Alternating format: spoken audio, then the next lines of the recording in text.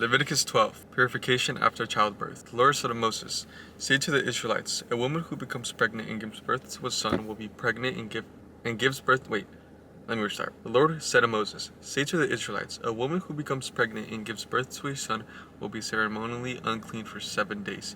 Just as she is unclean during her monthly period, on the 8th day the boy is to be circumcised. Then the woman must wait 33 days to be purified from her bleeding. She must not touch anything sacred or go to the sanctuary until the days of her purification are over.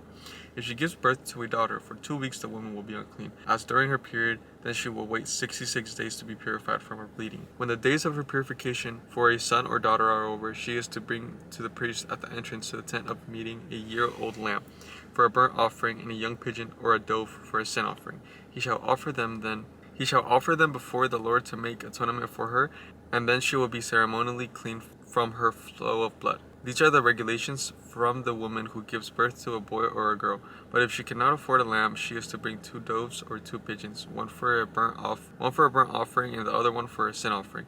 In this way the priest will make atonement for her, and she will be clean." Leviticus 13. Regulations about defiling skin diseases. The Lord said to Moses and Aaron, "When anyone has a swelling or a rash or a shiny spot on their skin that may be defiling skin disease, must be brought to Aaron the priest, or to one of his sons who is a priest. The priest is to examine the sore on the skin, and if the hair in the sore has turned white and the sore appears to be more than skin deep, it is defiling skin disease. When the priest examines that person, he shall pronounce them ceremonially unclean. If the shiny spot on the skin is white, but does not appear to be more than skin deep, that in the hair that it has turned not." What am I saying? If the shiny spot on the skin is white, but does not appear to be more than skin deep, and the hair in it has not turned white, the priest is to isolate the affected person for 7 days. On the 7th day, the priest is to examine them, and if he sees that the sore is unchanged and has not spread in the skin, he is to isolate them for another 7 days. On the 7th day, the priest is to examine them again, and if the sore has faded and has not spread in the skin, the priest shall pronounce them clean. It is only a rash. They must wash their clothes and they will be clean. But if the rash does spread in their skin after they have shown themselves to the priest to be pronounced clean, they must appear before the priest again. The priest is to examine that person, and if the rash has spread in the skin, he shall pronounce them unclean. It is defiling skin disease. When anyone has a defiling skin disease, they must be brought to the priest. The priest is to examine them, and if there is a white swelling in the skin that has turned the hair white, and if there is a raw flesh in the swelling, it is a chronic skin disease, and the priest shall pronounce them unclean. He is not to isolate them, but because they are already unclean. If the disease breaks out all their skin, and so far as the priest can see, it covers all the skin of the affected person from head to toe, the priest is to examine them, and if the disease has covered their whole body, he shall pronounce them clean. Since it has all turned white, they are clean, but whenever raw flesh appears on them, they will be unclean. When the priest sees the raw flesh, he shall pronounce them unclean. The raw flesh is unclean. They have a defiling disease. If the raw flesh changes and turns white, they must go to the priest. The priest is to examine them, and if the sores have turned white, the priest shall pronounce the affected person clean. Then they will be clean. When someone has a boil on their skin and it heals, in their place where the boil was, a white swelling or reddish white spot appears, they must present themselves to the priest. The priest is to examine it, and if it appears to be more than skin deep and the hair in it turned white, the priest shall pronounce that person unclean. It is a defiling skin disease that has broken out where a boil was.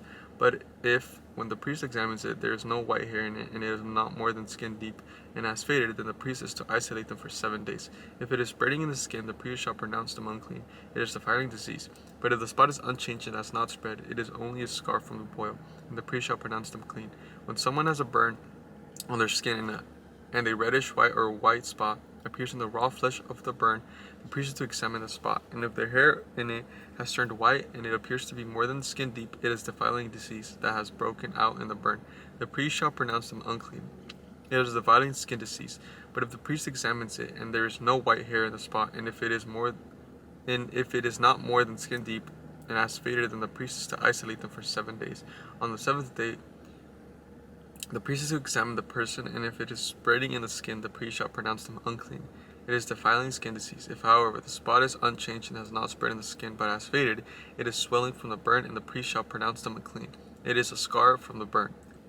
If a man or woman has a sore on their head or chin, the priest is to examine the head.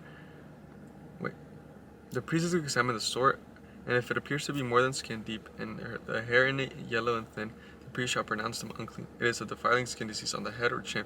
But if when the priest examines the sore, it does not seem to be more than skin deep, and there is no black hair in it, then the priest is to isolate the affected person for 7 days. On the 7th day, the priest is to examine the sore, and if it has not spread, and there is no yellow hair in it, and it does not appear to be more than skin deep, then the man or woman must shave themselves except for the affected area, and the priest is to keep them isolated another 7 days. On the 7th day, the priest is to examine the sore, and if it has not spread in the skin and appears to be no more than skin deep, the priest shall pronounce them clean. They must wash their clothes, and they will be clean. But if the sore does